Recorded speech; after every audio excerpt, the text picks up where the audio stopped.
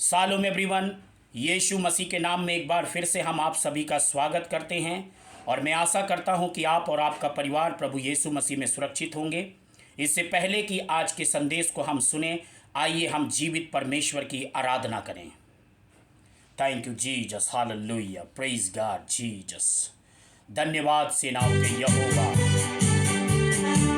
Holi God, yes Lord Jesus, hallelujah. आमीन आमीन आमीन आमीन। मेरा राजा, ओ होली गॉड जीसस, मेरा राजा यीशु आए हैं, सब मिलके गाएंगे, ताली बजाएंगे। मेरा राजा यीशु आए हैं, सब मिलके गाएंगे, ताली बजाएंगे। खुशियाँ मनाओ, खुशियाँ मनाओ, खुशियाँ मनाओ, खुशियाँ मनाओ। चिंता छोड़ो, स्तुति करो, मेरा राजा यीशु आए हैं, सब मिलके गाएंगे, ताली बजाएंगे। रबनगदिना मरहंदू रबालगदना हंतरगदिनि बेरियंते, ओ शबा बाबा बाबा बाबा रिगदिना मरहंती रबालगदना मनगदिनि बेरियंते रे मेरे मेरे मेरे मेरे मेरे उरा बाला कटगरा मरहंदी नगदना मनंदे, ओ शिवा बाबा बाबा बाबा रिबा नगदना महंदुरा बरगदिनि बेरियंते रे बेला गदुरा बाला हस्ते रे बेरियंती रा बाबा बाबा। Thank you Jesus Lord, hallelujah. तुम मांगो वो सुनेगा, कमी घटी को पूरा करेगा।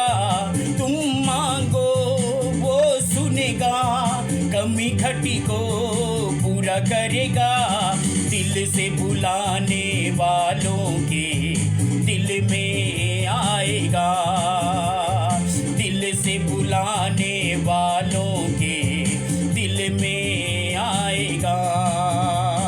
खुशियाँ मनाओ, खुशियाँ मनाओ, खुशियाँ मनाओ, खुशियाँ मनाओ। चिंता छोड़ो, स्तुति गाओ, मेरा राजा यीशु आए हैं, सब मिलके गाएंगे, ताली बजाएंगे। ओ मेरा राजा यीशु आए हैं, सब मिलके गाएंगे, ताली बजाएंगे। Hallelujah, thank you Jesus, glory. रबरा खथुरा बरा हंदीरा बरांदा नागा दिरी बिरियन थेरे बेरे बेरे बे, होली हालेलुया। करुणा में शाखदूरा बला हस्तरार गदिने मनगा दिरी बिरियन तेरा बरा बरा रिगदिरा बरा हंदू। करुणा में अव्वल है, मापी में काबिल है। करुणा में अव्वल है, मापी में काबिल है। दिल की सारी हसरत को पूरी करेगा, दिल की सारी हसरत को पूरी करेगा। खुशियाँ मनाओ, खुशियाँ मनाओ, खुशियाँ मनाओ, खुशियाँ मनाओ। चिंता छोड़ो, स्तुति करो, मेरा राजा यीशु आए हैं, सब मिलके गाएंगे, ताली बजाएंगे। महान पिता परमेश्वर, तेरा धन्यवाद करते हैं आज के समय के लिए जो आपने हमें दिया है।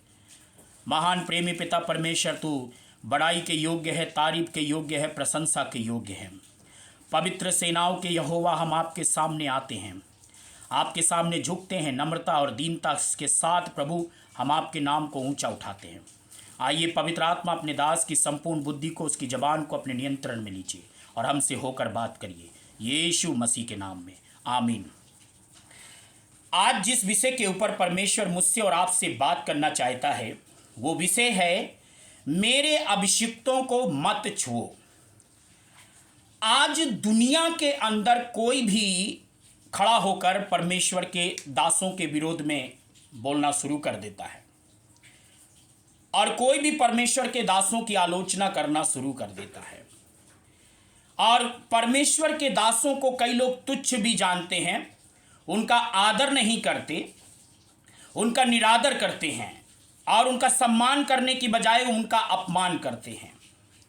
आज कई लोग दुनिया के अंदर प्रभु के दासों को कुछ समझते ही नहीं है, अपने आप को वो ऐसा दिखाने की कोशिश और ऐसा समझते हैं कि मैं ही सब कुछ हूँ और दुनिया में कोई दूसरा नहीं है। इन्हीं सब बातों के विषय में परमेश्वर मुझसे और आपसे बात करना चाहता है। भजन संहिता 105 और उसकी 15 और पहला इतिहास 16 की 22 में लिखा है, मेरे अभिषिक्तों को मत छुओ और मेरे नबियों की हानि मत करो। देखिए, अभिषिक्तों को छूना 3 प्रकार से है।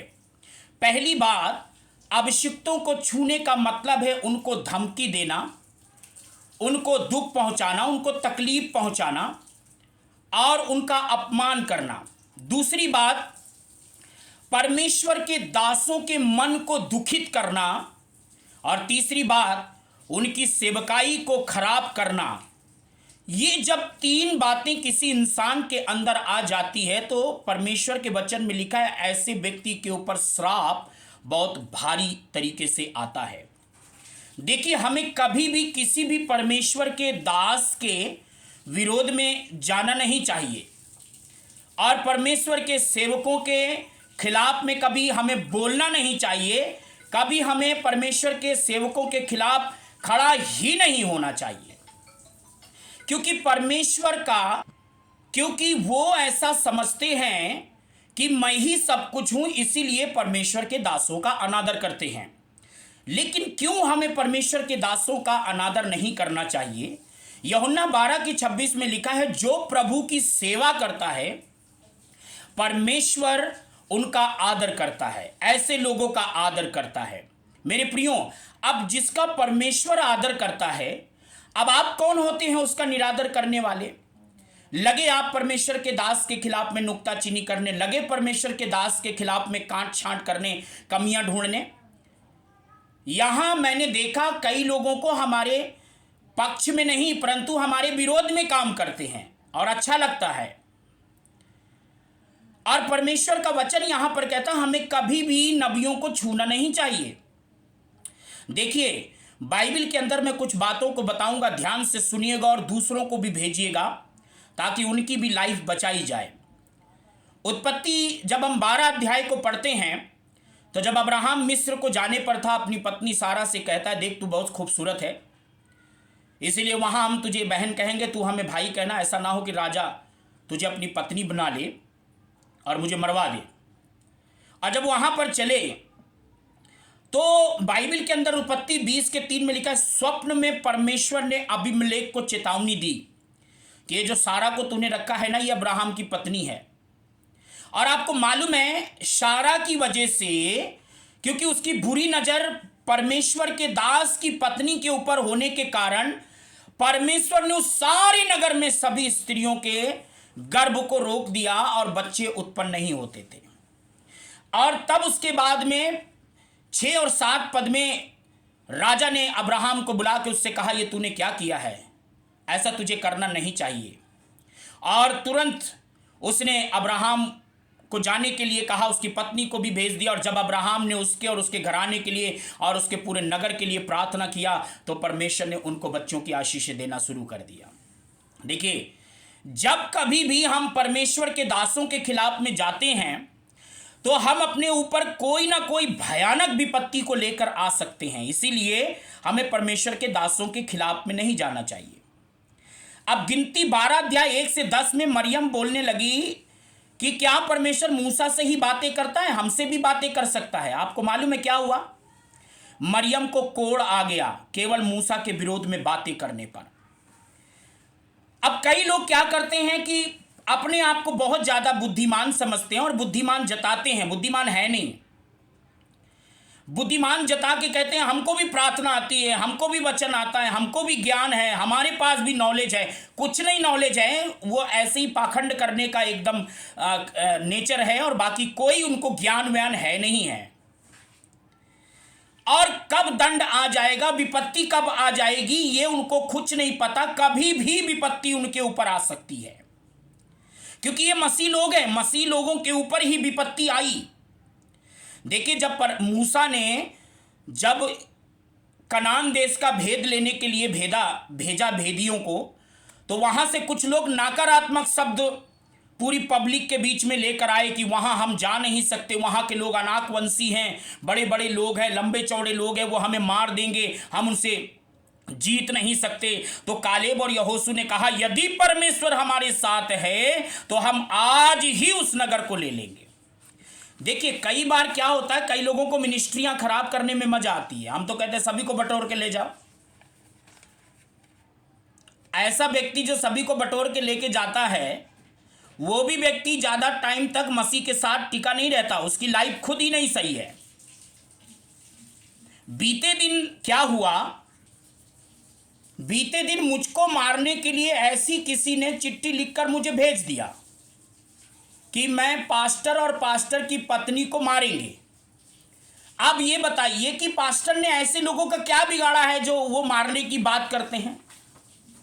तो परमेश्वर का वचन यहां पर हमें सिखाता है कि ऐसे लोगों की जिंदगी में पवित्र आत्मा नहीं है, और कभी भी ये अपने ऊपर दंड को लेके आ सकते हैं, और उल्टा पूछने पर वो गुर्रम गुर्रा तुर्रम खुर्रा, है ना, मैं डॉन हूं, फलाना हूं, डिकाना हूं। अरे मेरा तो सेनाओं का यहोवा है जिसके ऊपर मैं भरोसा रखता हूं। जब कोई हमें छुएगा तो मुझे नहीं, मेरे यहोवा की आंख की पुतली को छुएगा, और जब कोई छूने आएगा उससे परमेश्वर निपट लेगा। इसीलिए हमको कभी भी जल्दबाजी में गलती करके परमेश्वर के अभिषिक्तों के विरोध में नहीं जाना चाहिए, और उनके खिलाफ में बातें नहीं करना चाहिए, और उनकी सेवकाई को नहीं खराब करना चाहिए। क्योंकि ज़्यादा यही सब कुछ कर सकते हो, ज़्यादा टाइम तक ये सब कुछ चलेगा नहीं। और एक दिन प्रभु के सामने जब खड़े होंगे तब क्या करेंगे आप? तो प्रभु पूछेगा आपसे, तुम तो मेरे दास को, मेरे सेवक को कुछ समझते ही नहीं थे। आज परमेश्वर मुझे और आपको चेतावनी देना चाहता है, यदि हम किसी भी परमेश्वर के दास के खिलाफ में बातें करते हैं या परमेश्वर के दास के खिलाफ में बोलते हैं, तो अभी हमको अपनी लाइफ को बदल लेना चाहिए, ताकि नाश होने से पहले परमेश्वर अपनी दया आपके ऊपर ले आए। God bless you.